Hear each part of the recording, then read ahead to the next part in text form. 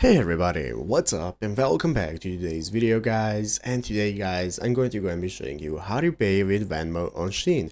This is a very simple thing to do, so make sure that you watch this quick and easy video to the very end and follow my steps correctly so you can make sure that this works the same for you and you can do this yourself. But yeah guys, let's get straight into it. So first things first, we're going to be opening up the official Venmo application right here at Venmo.com if you're on your PC. If you're on PC, go to Venmo.com. On your mobile phone, you're going to open up the application. So go ahead and download the Venmo app, and after opening up, we can get started logging in. So first thing we need to do to be able to pay on Shein is to go ahead and get an account. So if you do not already have an account, what you can do is register for one. Using the register button, you can get started creating your account. If you have an account, just log in normally. So after logging in, now we can get started. Once you have opened up the application, logged in, it's going to look like this. This is going to be your main page from where we can access all our info.